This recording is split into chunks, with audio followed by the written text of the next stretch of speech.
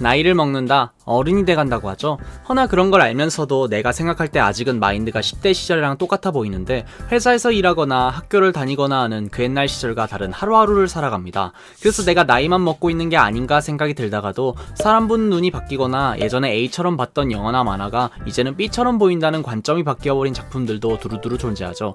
이런 식으로 나이 먹고 보면서 달라졌던 예시가 요전에 했던 슈가슈가룬의 바닐라와 우리 구독자들이 말을 참 이쁘게 한다는 건데요. 반박시 사이퍼입니다. 반박하지 마세요. 그러니 오늘은 이것처럼 예전에는 몰랐지만 커서 보니 대단했던 캐릭터들을 모아다가 씹으려보겠습니다. 먼저 알아볼 캐릭터는 짱구 극장판 암흑마왕 대추적에 나오는 나여경인데요. 나여경은 짱구 극장판에서 나오는 히로인 중에서 최초로 개그 캐릭터 포지션을 담당하지만 그건 이 극장판 자체가 매 순간순간이 진짜 개벽맛 걸을 타선이 없어서 그런 것 같다고 생각합니다. 그래서 그런지 작중 행적은 정말 가지가지 하는데요. 일단 이 사람 빠꾸가 없습니다. 갑자기 대뜸 다가와서 경찰이라고 하는 나여경한테 짱구 가족과 빡 이들은 경찰이라는 증거를 보여달라고 하니 어깨 들고 온지는 모르겠는데 사우나에서 총을 들이밀며 이젠 믿을 수 있겠지 이지랄하는데요. 로봇 잘 만나서 초등학생 때 이미 경찰 공무원 특채인 종일이와 파트너 데커드도 적들 앞에서 경찰 수첩부터 들이미는데 나여경은 경찰이라면서 총부터 들이밉니다. 거기에 안전장치도 안 건 상태로 총 꺼내서 잘못해서 발포까지 해버리는데요. 그러고 한다는 말이 내 총은 악을 물리치는 정의의 무기라고 합니다. 식탁이 조커나 타노스 같은 역대급 개쌉 혼돈의 빌런인가 보네요. 이런 식으로 뻑하면 안전장치 풀고 권총 견작부터 하는데 명중률이 오버워치 브론즈보다 안 좋습니다. 마지막에 짱구 버프로 뻥이야 아저씨 잡을 때와 식탁 말고는 진짜 단 한 발도 총알로 구멍을 낸 적이 없는데요. 손가락만 움직이면 세상에서 가장 사람을 쉽게 죽일 수 있다는 총이라는 무기가 얘가 손에 쥐면 권총계의 천생하나 영날검같이 불사를 추구하게 되는 것 같아요. 바로 앞에서 달려오는 시칸이 형도 상처 하나 못 냅니다. 못 맞췄지롱! 거기에 이런 빠꾸 없이 권총을 들이미는 습성은 옛날부터 그래서 현재는 좌천돼서 창고 같은 자료실에 짱 박혀서 허드렛 일만 하고 있죠. 헌데 그럼 얘가 왜 다시 보이냐 하실 텐데 나여경 23세 직업 경찰 직위 경사입니다. 얘 23살의 공무원이에요. 그것도 7급. 남자 기준으로 우리나라에서 23살이면 군대 크리 끝나고 제대한 복학생 정도고 일본이면 대충 대학생 정도입니다. 이것만 봐도 개쩌는 스펙인데 거기에 바른 인성까지 갖춰져 있는데요. 약간 애가 컨셉에 미쳐서 빠꾸 없이 총을 들이밀지만 중간에 아빠와 표류했을 때 가족들과 떨어져서 불안해서 윽박지르는 짱구 아빠에게 오히려 자기 인생에서 가장 쪽팔리다고 여길 수도 있는 좌천했던 과정을 얘기하며 안심시키는 모습을 보이고 거기에 이 극장판 최고의 명장면이라고 하는 슈퍼 진지 모드에서도 빠지지 않고 끝까지 적들을 쫓는 모습을 보여주죠. 그리고 에임이 쌉 구대기라 그렇지 근접 전투에서는 엄청난 모습을 보여줍니다. 거기에 적을 앞에 두고 도망가지 않고 오히려 앞장서서 마지막까지 최선을 다해 싸우고 결국 마지막에는 총을 맞추고 캐리하는 모습까지 보여줘서 엔딩 크레딧에서는 표창까지 받습니다. 민간인한테 총만 안 들이밀면 승진길은 열려있겠네요.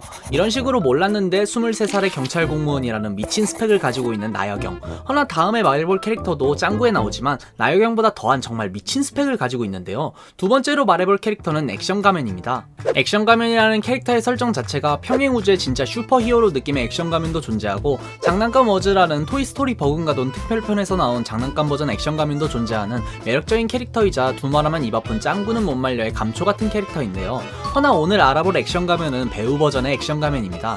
본명은 고우 오타로, 한국에서는 최강민, 강진욱 등 여러 이름으로 불리는 인물인데요. 이 버전의 액션 가면은 울트라맨이나 가면라이더 같은 당시에 유행한 특촬물을 오마주한 특촬물 설정이라 짱구 세계관의 TV 프로그램입니다. 그리고 최강민은 그 배역을 연기하는 배우이고요. 허나 이 사람 개쩝니다. 우선 최강민, 나이는 밝혀지지 않았지만 만화야 30대 초반일 것이고 대인기 프로그램 액션 가면의 주인공입니다. 그런 TV 프로그램에 극장용 프로그램도 제작되고 거기에 액션 가면 IP를 딴 제품에 그 제품 CF도 출연할 뿐 아니라 볶음국수 극장판 초반에 B급 음식 축제 CF에도 액션 가면이 등장합니다. 이것만 봐도 탑 배우 뺨때기는 한 5대 정도는 후릴만한 출연료가 예상됩니다. 만화야 30대 초반에 거기에 키는 180이라고 나온 짱구 아빠보다 큰데 짱구 세계관의 공식 미남이라는 엄청난 인물입니다. 허나 이것만 봐도 엄청나지만 더 대단한 건 신체 능력. 웬만한 연기는 스턴트 없이 자기가 하고 Purple Foam Hair Paradise King과 사이퍼를 하기 전에 자기의 무술 경험을 말하는데 거즘 걸어다니는 흉기 수준입니다. 유도 3단, 태권도 3단, 검도 2단에